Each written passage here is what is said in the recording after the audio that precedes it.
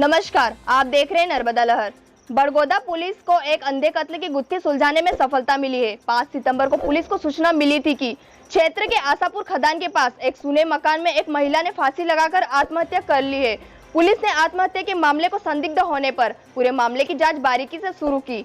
मामले में विवेचना के दौरान महिला की मौत को संदिग्ध मानते हुए जांच के दौरान तथ्य सामने आया कि मृतक महिला कमलीबाई से 4-5 माह पूर्व क्षेत्र में रहने वाले मजदूर रमेश बिलाला ने अपनी पत्नी का मंगलसूत्र एवं कुछ चांदी के जेवर 10,000 रुपए में गिरवी रखकर रुपये उधार लिए थे। बाद में जब आरोपी रमेश बिलाला द्वारा 1,000 रुपए ब्याज के साथ वापस देकर अपनी पत्नी की रकमें मांगी गई तो कमलीबाई ने 1,000 रुपए ब्याज के रूप में रखकर रकम देने से मना कर दिया। इसी बात की रंजिश के चलते रमेश बिलाला, उसकी पत्नी व पुत्र भगवान तीनों ने मिलकर 3 सितंबर की देर रात महिला कमलीबाई की गला घोटकर हत्या कर दी और हत्या का साक्ष्य छुपाने के उद्देश्य से उसे कमरे में रस्सी से फांसी की तरह लटका दिया।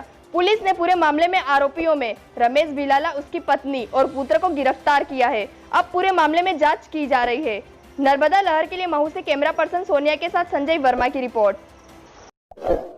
सितंबर को थाना बड़गोदा में सूचना मिली थी कि आशापुर खदान के पास एक कमरे में एक बुजुर्ग महिला की लाश टंगी हुई थी। तत्काल ही मौके पर थाना प्रभारी अपनी टीम के साथ और एसडीओपी पहुँचे, एफएसएल की टीम को बुलाया और प्रथम दृष्टया ऐसा लग रहा था जैसे कि महिला ने आत्महत्या की हो। पंचायत के समक्ष सबको निकालकर पंचायतनामा लाश तैयार कर पीएम कराया गया।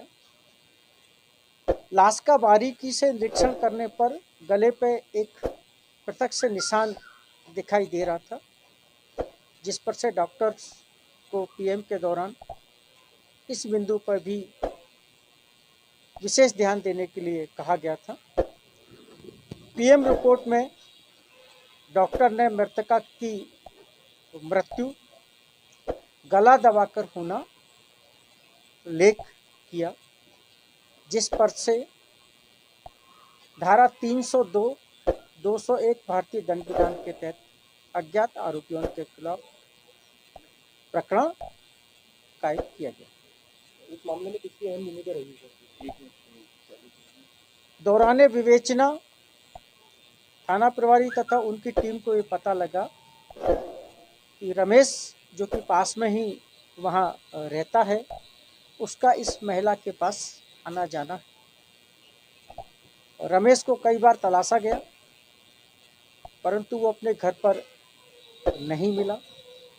कल ये पता लगा कि रमेश अपने घर पर आया है, क्योंकि रमेश ही उस पूरी आसपास के इलाके में ऐसा व्यक्ति और उसका परिवार था जो मौके से फरार चल रहा था।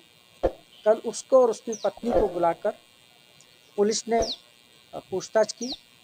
Additional SP Mhow, SDOP Mhow तथा थाना प्रभारी बड़गोदा की टीम ने लगातार पूछताछ की और विशेषकर चूँकि एक महिला रमेश की पत्नी से हमारी महिला उप निरीक्षक सुश्री प्रियंका ने लगातार कई घंटों तक पूछताछ की, तो सभी की मेहनत से ये जो तथ्य सामने आए वो इस प्रकार थे कि रमेश ने अपनी पत्नी का एक मंगलसूत्र और चांदी के कुछ अन्य जेवर मृतका कमलीबाई के पास 1,000 रुपये में गिरवी रखे थे 4-5 माह पहले।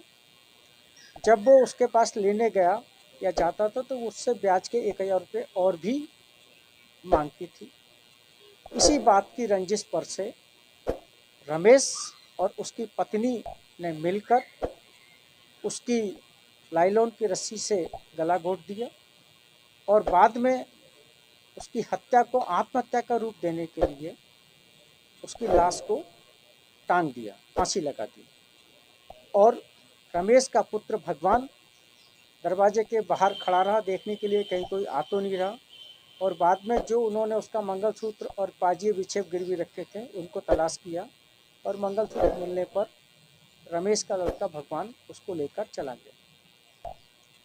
पुलिस ने तीनों आरोपियों को गिरफ्तार किया है।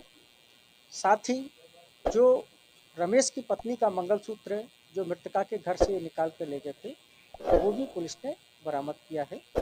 इस अंधे कत्ल का खुलासा करने में थाना प्रभारी बड़गोंदा और विशेषकर सब इंस्पेक्टर सुश्री प्रियंका तथा उनकी टीम का सराहनीय योगदान है। इस पूरी टीम को मेरे द्वारा नगद इनाम से पुरस्कृत किया गया। एक पॉइंट ऐसी था जो केस होल्ड लेकर के अंधे कत्ल का आरोप है। जो तथ्य आएंगे होने वाली चीज़ के आधार पर मैं अभी बहुत ज़्यादा नहीं बताता। बहुत सारी चीज़ें हैं, जैसे तथ्य सामने जो भी नए तथ्य सामने आएंगे